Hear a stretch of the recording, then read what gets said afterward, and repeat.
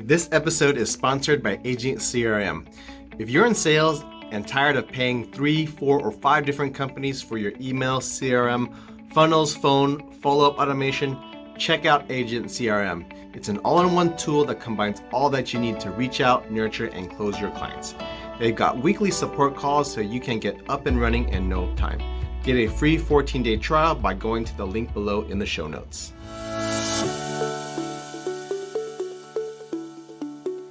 Hey, this is Nguyen with the Intentional Entrepreneur Podcast. I have a very special guest with me today.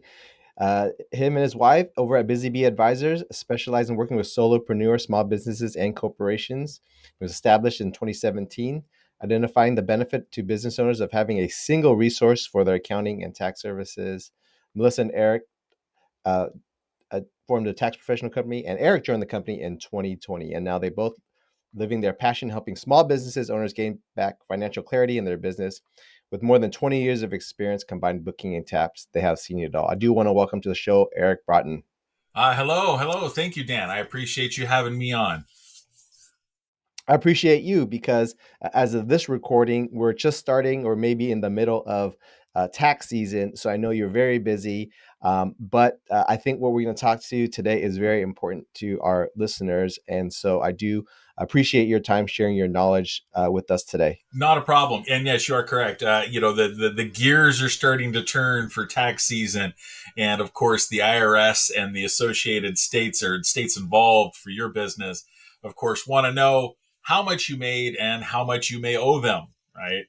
And so things are starting to fire up rather quickly. I know the past 3 years, I mean, me and you discussed this for a quick second, but the past 3 years have been a very somewhat chaotic time frame in regards to businesses, in regards to taxes and everything that happened, COVID and stuff like that. And post-COVID has really been a very interesting development for businesses because some of them are still, having to resolve issues in regards to PPP loans, or they've got ERC, they got the employee retention credits that they either received, they're in the process of getting received, or they just recently filed for them because some of those deadlines are starting to pass on being able to access those funds, for businesses.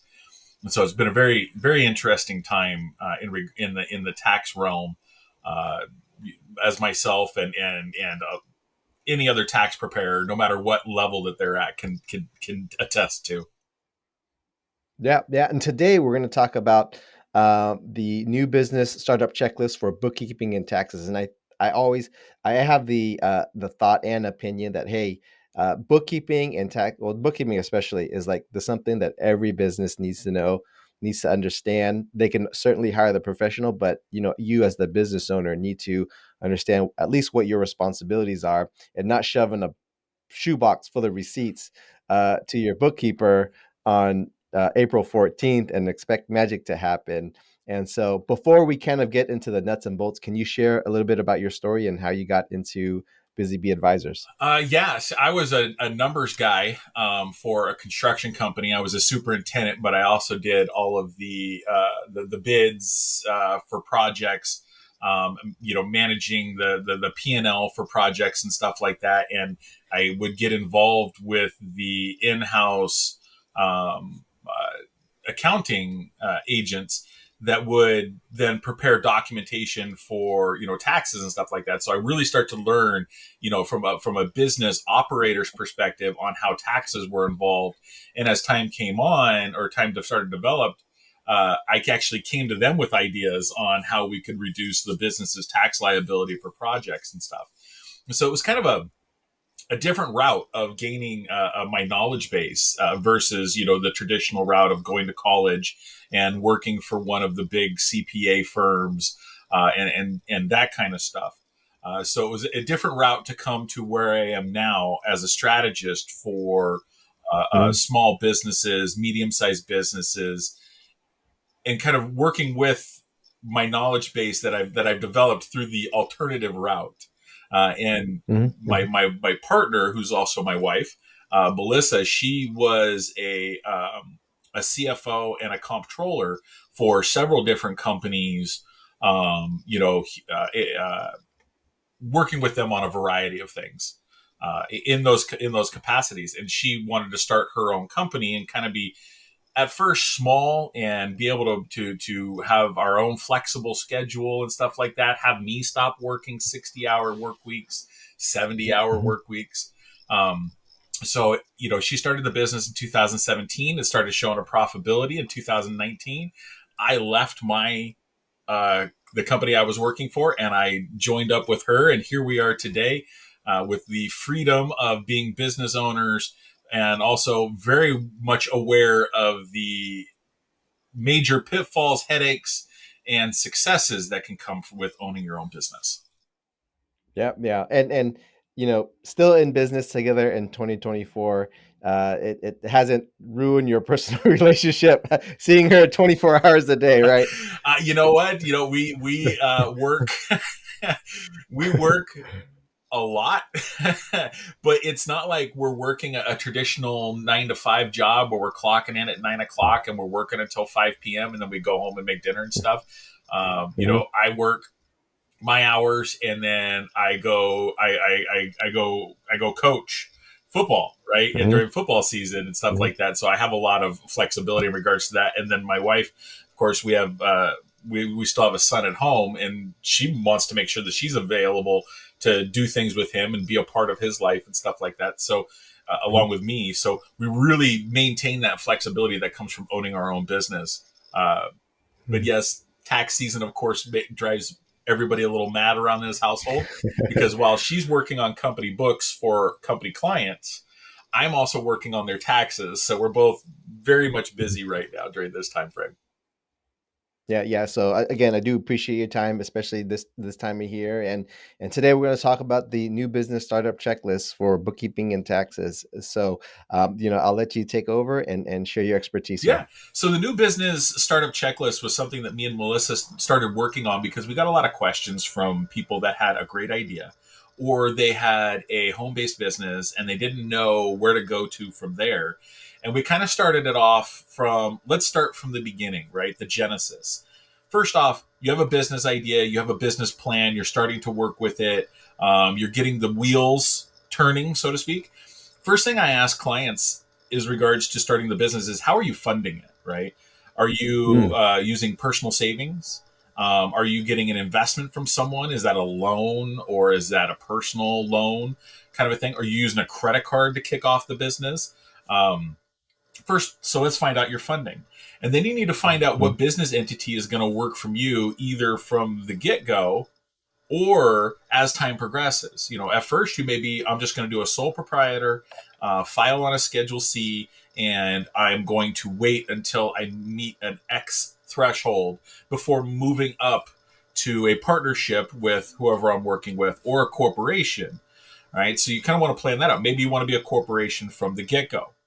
Any way you look at it, once you've decided your business entity path, you still need to go and open up a bank account and a savings account dedicated to just your business. There's a Mhm. couple of different ways of going about that. You can either just open it up under your social security number and your name and stuff like that, but you also could go through getting a EIN number from the IRS that then can be used as the company's social security number for these things as well, right? Mhm. Um, so once you got the accounts opened, then you need to make sure that if you're providing services or selling products, that you get your business license, right? Mhm. You get your seller's permit, right? You make sure that Mhm. you start collecting and setting aside your sales tax and stuff, right? So these are all building blocks that you need to have in place for the structure of your business, so that if something happens, it doesn't come crashing, right? It doesn't. It Mhm. is, the wall is solid, right? You got all four walls, they're built, they're solid. You got a roof over your head, you got a good floor. Your structure is up, and it is durable. So let's Mhm. say then you go to hiring employees. How do you go about that? Selecting a payroll company, getting a state tax ID. These are all questions that you need to ask to fill in, that are almost as important as the actual business plan itself, right? Mhm. You got a Mhm. business plan, you got an idea, you got a product, you want to sell it, you want to get it to market, you want to make money off of it. That's awesome. Let's keep in mind that while you're making money, there's going to be taxes owed on that. So, how to go about protecting yourself and reducing your tax liability is just as important as actually getting the product out to market and making money, right? It makes no sense Mhm. for you to sell $400,000 worth of product and have between taxes and expenses, then you only get to pocket $15,000. That was a lot of effort in selling your products and only being able to take home $15,000. So you want to make sure you have things in place to reduce costs, to reduce your liability so that your business is profitable. And maybe then you can stop working at your other job and have this be full Mhm. time, right? And then you can continue pushing forward. One of the things Mhm. that'll help Mhm. with that is bookkeeping, right? Are you going to use an online or a desktop software? Are you going to use a spreadsheet? Right? Are you as the business owner going to put in X amount of hours on a weekly or a monthly basis for your bookkeeping?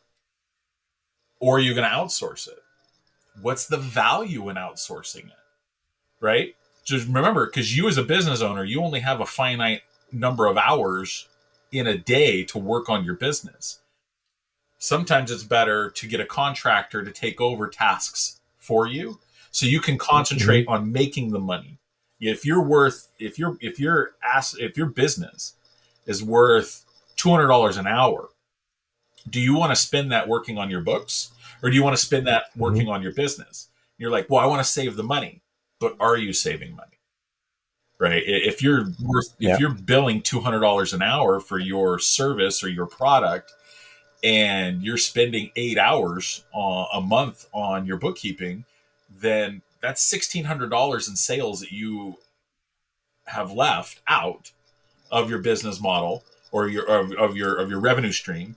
In exchange, you could have paid someone $500 and Mhm. still made that $1,600. So there's also a mindset of not holding on to every aspect of your business. Put it out to professionals.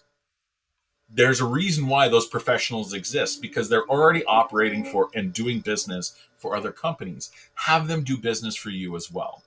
And having financials up to date, having good bookkeeping is worth its weight in gold when it comes time for taxes, but also when it comes for you as a business owner wanting to make fiscal, responsible business decisions. And I can't stress that enough. Like, responsible business decisions. You're like, I want to go buy a new truck for my business. That's fantastic from a standpoint of taxes. What a write off, right? But is it going to put your company in an operating negative situation? Well, Mhm. maybe that Mhm. $125,000 truck is not a great idea.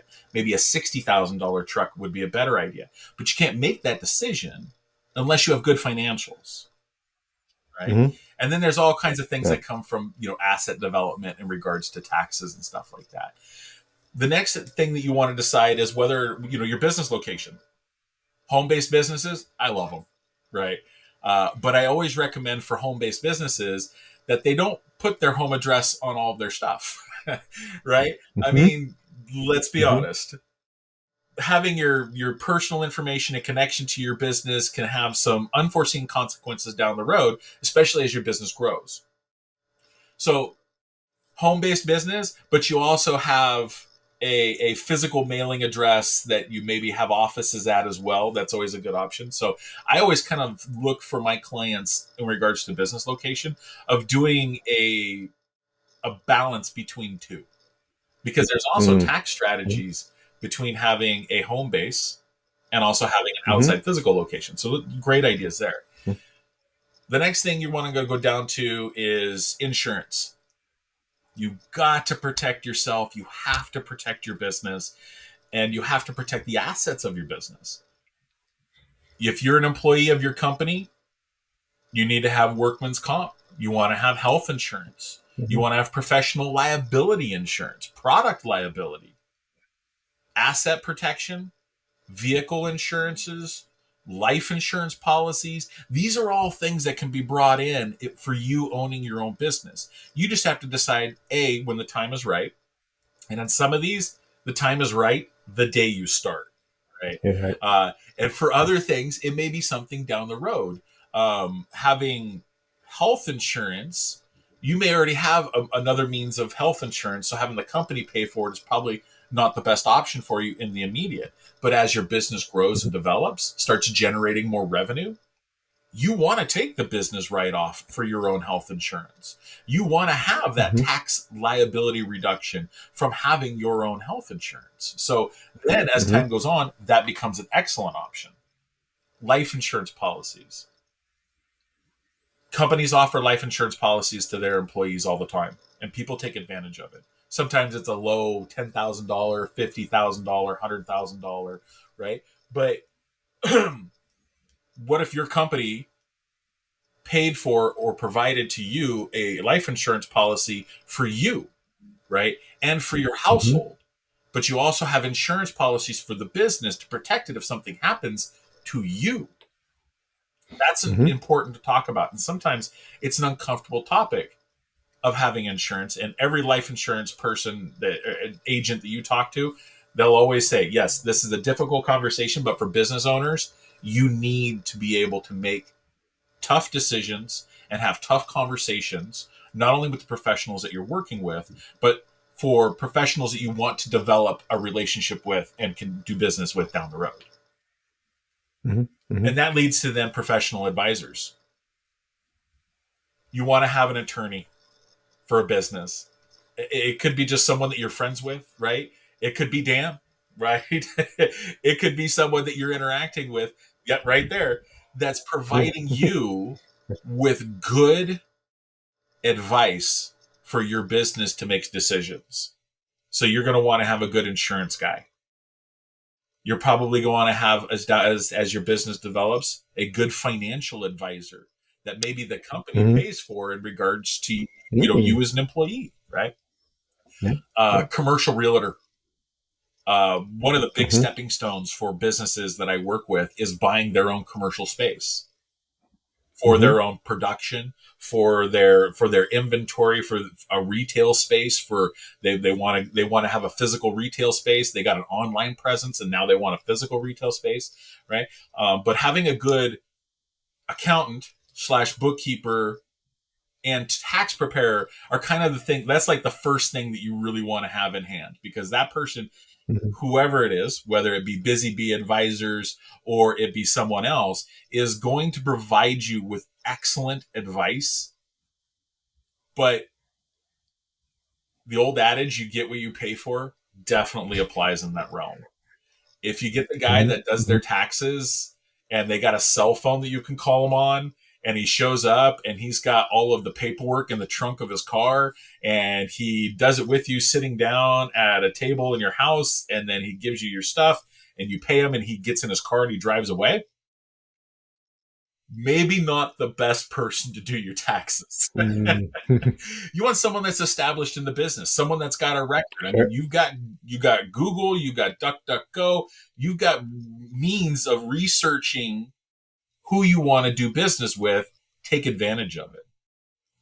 And the same Mhm, thing for mhm. all the other professional advisors. Now, Dan, on anything on this checklist, was there anything that you wanted to jump back to?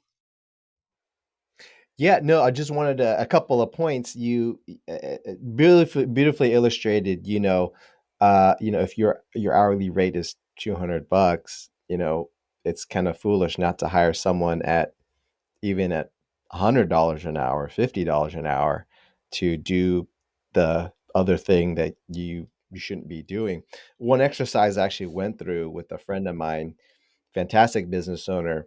He says, "Okay, what is the monthly? What's the yearly salary, or how much money you do want to make a year?" Okay, so whatever that is, $500,000. All right, so break that down.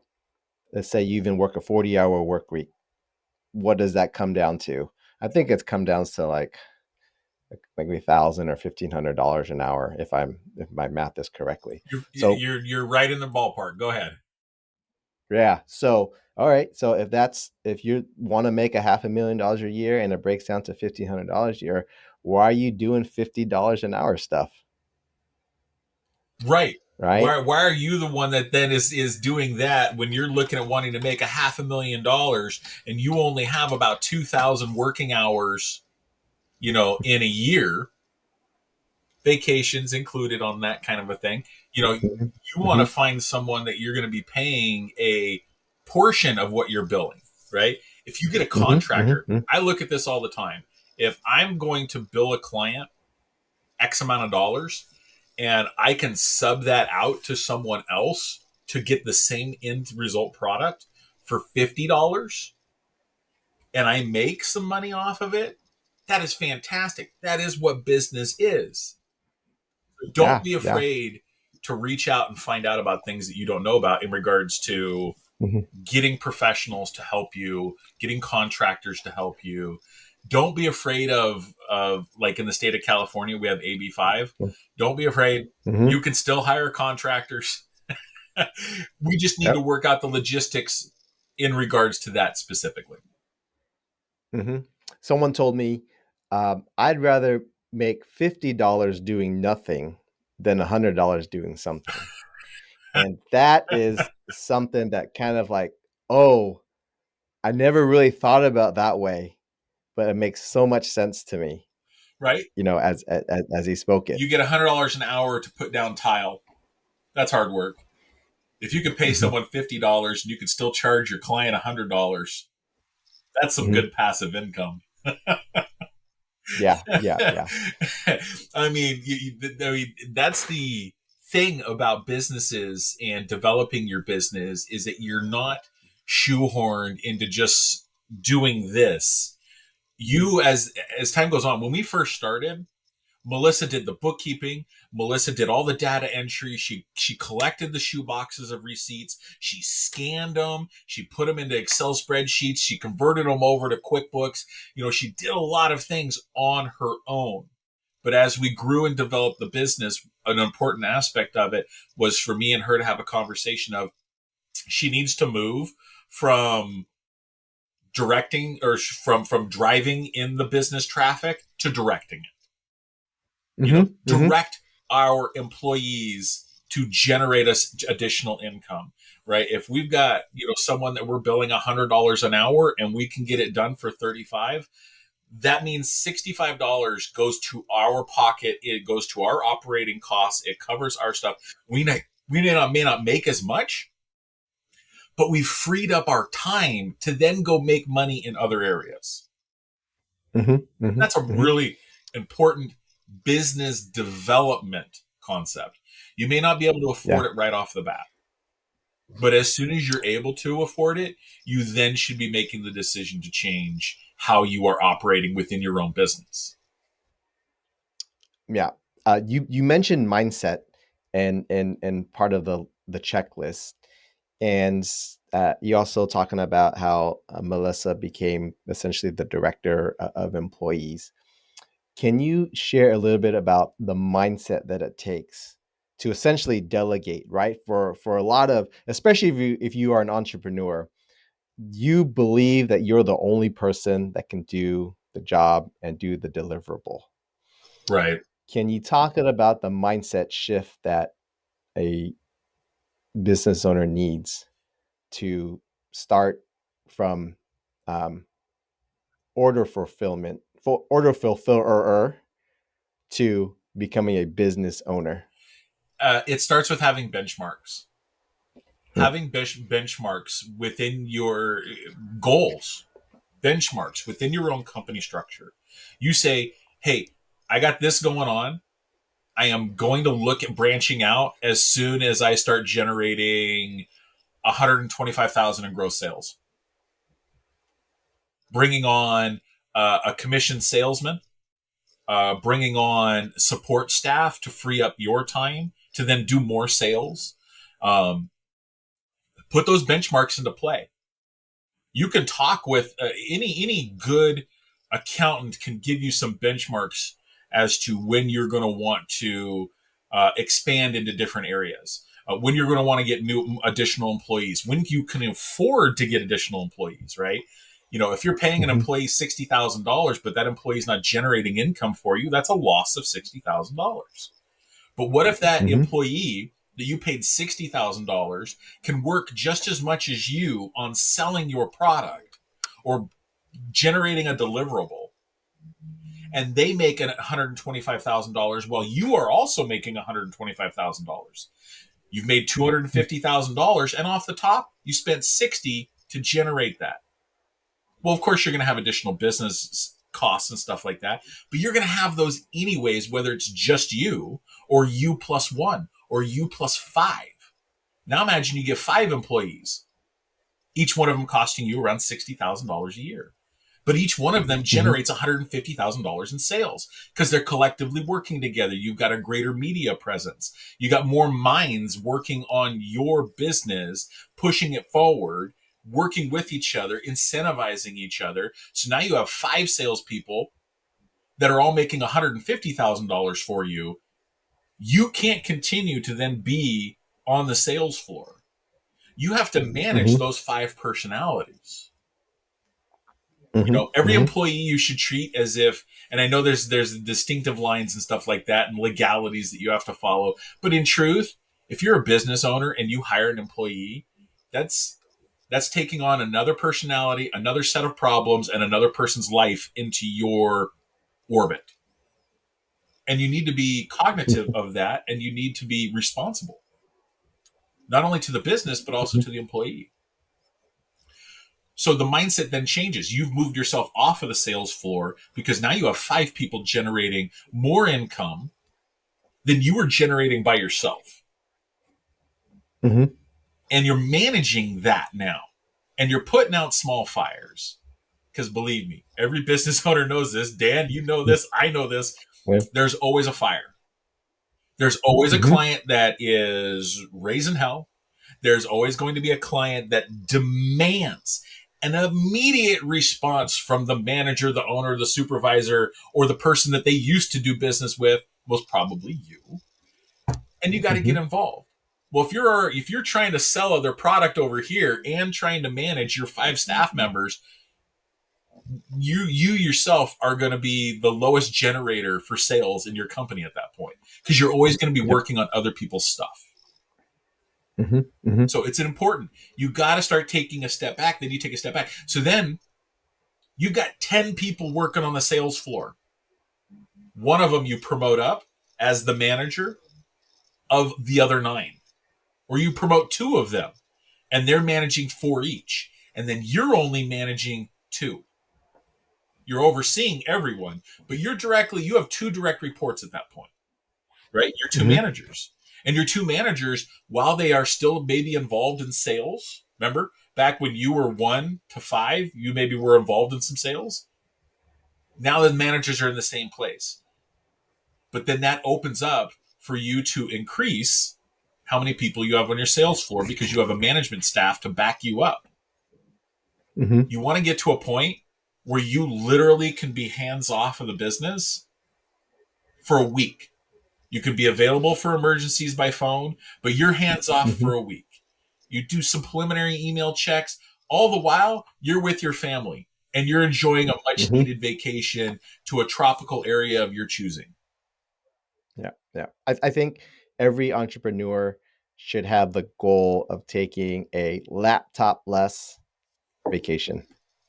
Right. Um, you know, COVID kind of threw things for a twist, especially for tax preparers and stuff.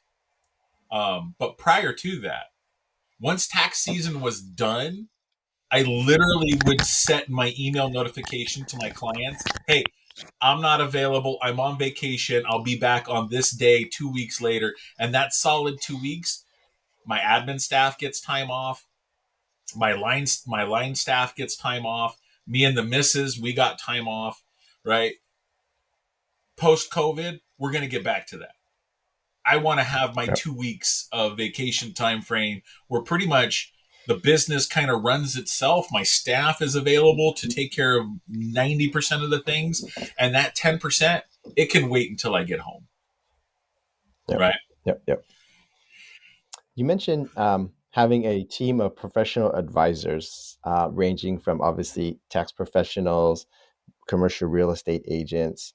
I do, and we both kind of work in the same space, right? We are always one piece of this team of advisors. I wanted to share that, even if you don't know one of the missing pieces, most likely one of your advisors does.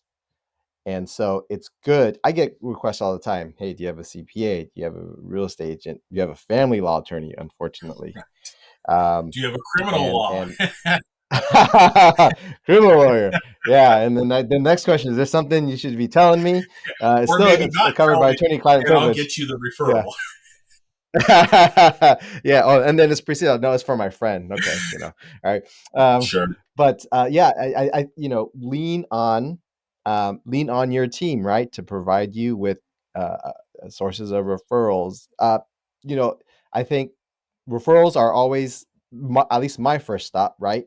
And I will supplement it with a Google or a DuckDuck Go search. Yes, reach out to you may not think about it, but the professionals that you're working with, they're working in the same circles with other business owners as well, so they're going to know Mhm. other people that provide those services. Now they may know them directly because they also have a business relationship with them. They could know them on a professional level. They could know them on a personal level. You reach out to those around you that you've already developed a relationship with and that you trust to say, hey, do you know someone that does this? Do you know someone that does Mhm. that does payroll? Do you know someone that does commercial real estate? Do you know a personal financial advisor that can advise me on what's going on with my finances, with my business? Do you know a lender, hard money or Mm. traditional? Right. I have clients Mhm. that come to me and say, Eric, I got an opportunity to expand my business by buying someone else's book. Awesome. Do you know someone that can give me a hard money loan for 90 days, $400,000? You know what I do. And as an accountant, as a tax preparer, as a bookkeeping company, we don't get involved in lending to our clients, but we put them in connection with people that we know and we've done business with before.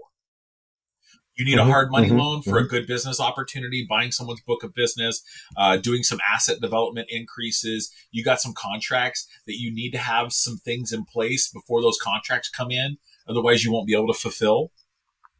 Mhm. Maybe I know a lender that can help you out. Right? Especially one that won't break your kneecaps if you don't Oh, pay back. yeah, some of those hard money lenders you definitely want to stay away from. Let's find a hard money lender for short term stuff like that, or maybe we can find a credit union that's willing to interact with you on a local basis to provide you with a line of credit against your business Mhm. model. Right? There's always Mhm. Mhm. means if you are willing to reach out and have a conversation with those that are around you. Mhm. You're going to Yep. bring people into your orbit that are going to, they want to make money with you. Watch out for the people Mhm. that want to make money off of you, See. but work Yep. with the Yep. Yep. people that want to make money with you. I want to make money with my clients as an accountant.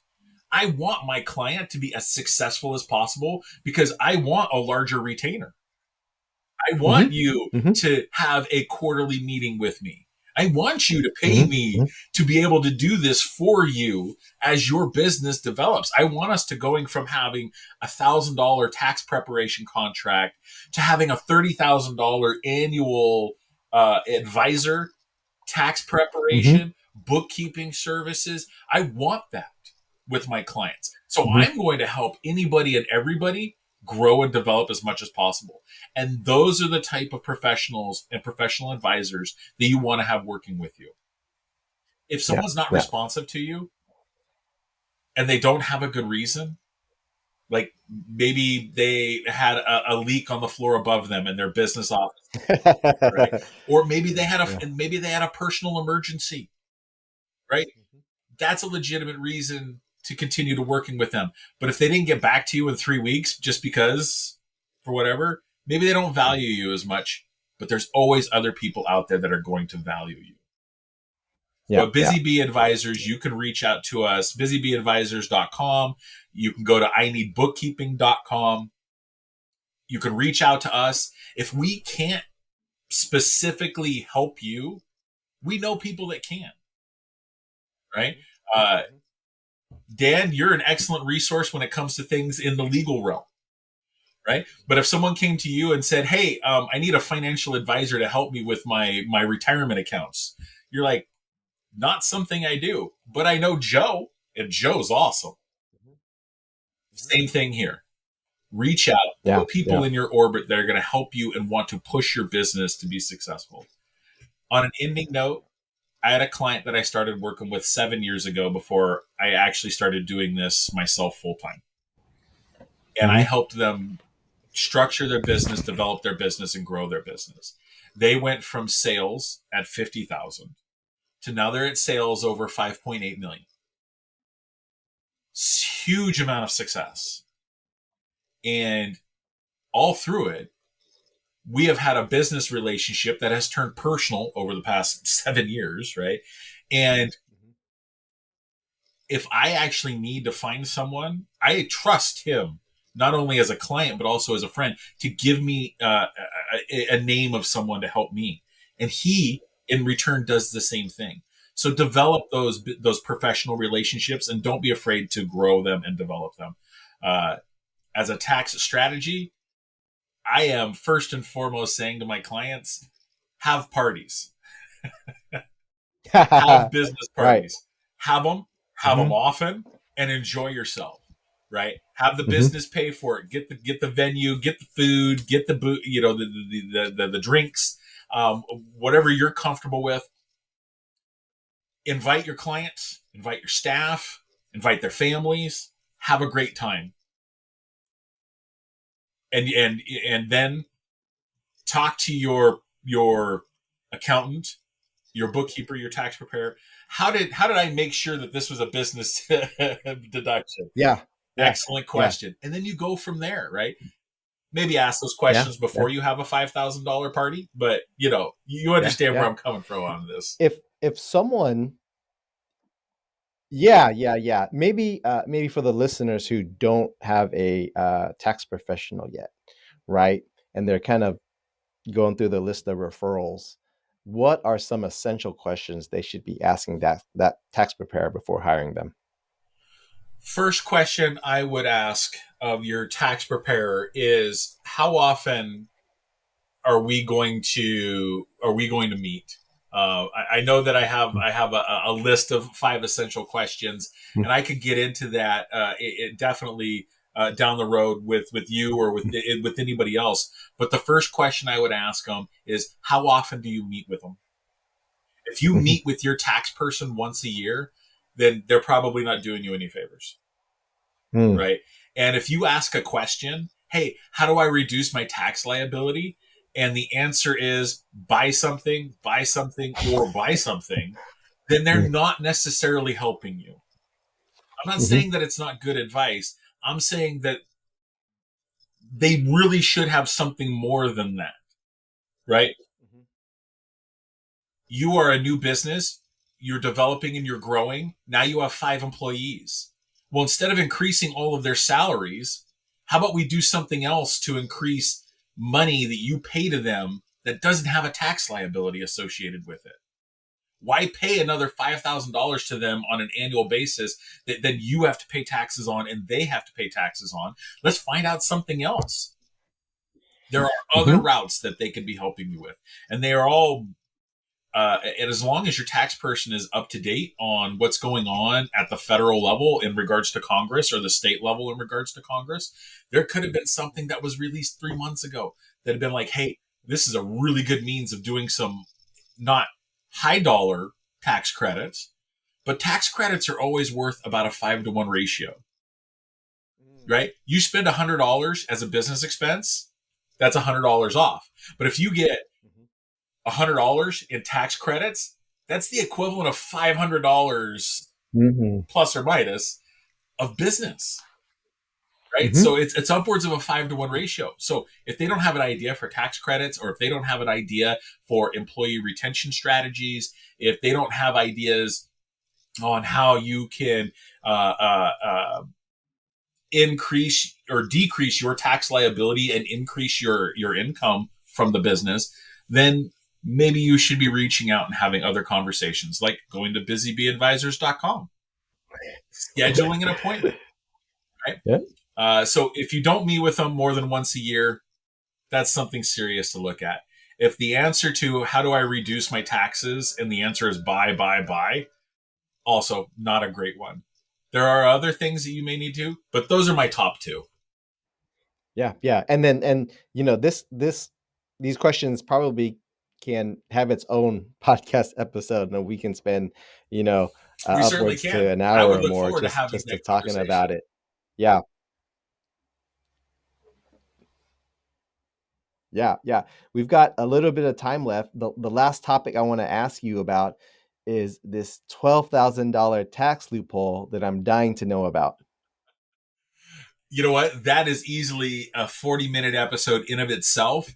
Um, but the down and dirty is that if you're a business owner, but you also own property, you could then have the business pay you to use that property on a rental basis, and it could be up to $12,000 or more a year, and it's becomes a non taxable situation. Mm, mm, mm. So you could legitimately And move an easy twelve go ahead. thousand dollars from your business to from the business account to your account. Follow the rules, and it's a non taxable situation. Mm, mm. I look forward to another podcast episode just on that. I would love to dig into that with you, because Yeah, yeah. the $12,000 amount, when people hear that, they say, well, what is that? Hiring your kids? Is that a business rental of your personal property, something Mhm, like that? I said, you know what? I'm just going to leave it at the $12,000 mark. You can ask your questions, and then that lets me know how much you know, and then we mm, can go mm. from there, right? Because Yeah, yeah. I dislike spending my time telling people about things that they already have an idea about. I like to Mhm, give them things that make them go, wait, what? I can do what with my business? And then that's when I mhm. really go, okay, now we're on to something. And then we get All to it. right. Yeah. Hey, we're here with Eric Broughton from Busy Bee Advisors. Are there some party thoughts that you want to share to our listeners about the startup checklist for new entrepreneurs? Don't be afraid to reach out and find out what you don't know. Go to busybeeadvisors.com. Schedule a 15-minute or a 30-minute conversation with me. I won't charge you. I am such a nerd when it comes to just talking about this stuff because it energizes me, and it pushes me to continue to develop my own business. But I also, Mhm, I'll be honest, I would say about 8 times out of 10, I get a client out of the conversation just because my energy and my fire and my passion for what I do is going to bleed over and help you. Because if I can alleviate some of the things for a client, if I can mhm. take some of the weight off of their shoulders, then we've got the start of a fantastic business relationship. Yep. Thanks again. Hey, we are kind of at the end, but I have a rapid fire question and answer session for entrepreneurs. Just answer the first thing that pops in your head. Are you Got it. ready? All right. Who do you look up to? Elon Musk. Elon Musk. What's the best business advice you've ever received? Don't be afraid to ask a question. What's your favorite business book?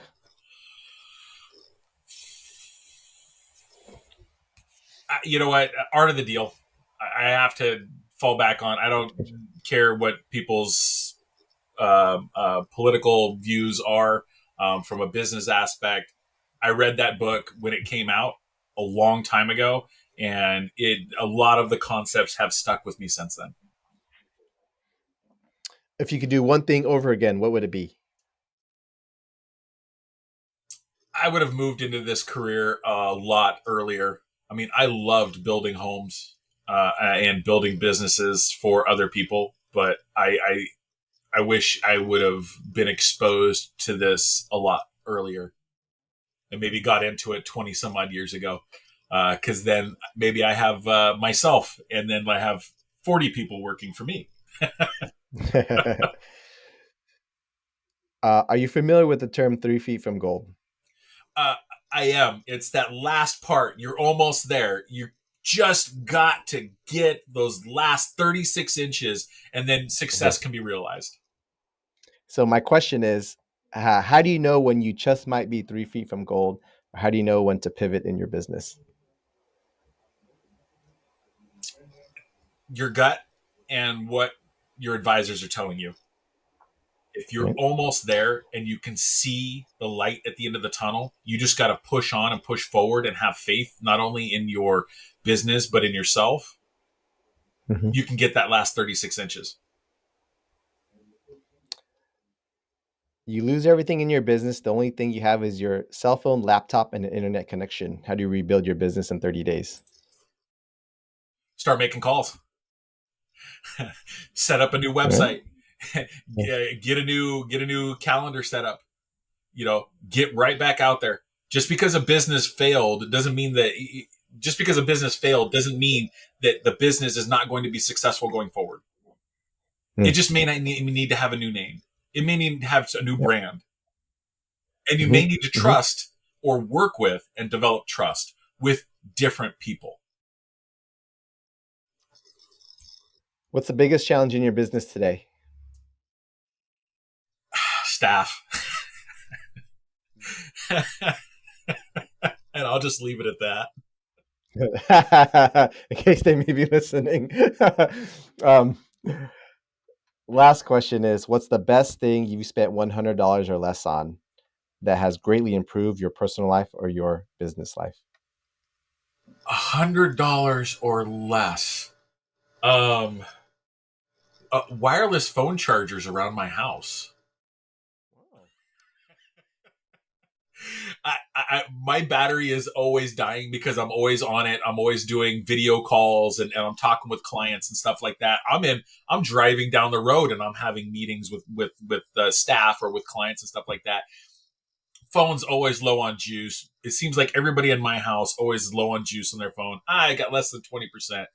Uh, I've got like 10 or 15 wireless charging pads throughout the house. You can put your tablet on it, you can put your phone on it, you can put your buds on it, whatever you got, and step away for 10 minutes and come back and you got it. So I guess for that, that would be one. That's probably an odd answer that you've received that one. No, I got basketball hoop one time, so not that They're really sitting in their really odd. office and they're shooting some hoops Yeah, and they're yeah, thinking about yeah, their next yeah, business deal. yeah. That's awesome. Hey, Eric Broughton with Busy Bee Advisors. I will put your link to the website in the show notes, and any of our listeners, I highly encourage you to reach out to Eric and just spend a little bit of time with him, see if you can help your business. And Eric, thanks again for hanging out with us. It was really fun. It was really fun talking to you, Dan. And thank you so much. Busybeeadvisors.com or I need bookkeeping.com. All right, let's talk again All soon. right. Cheers.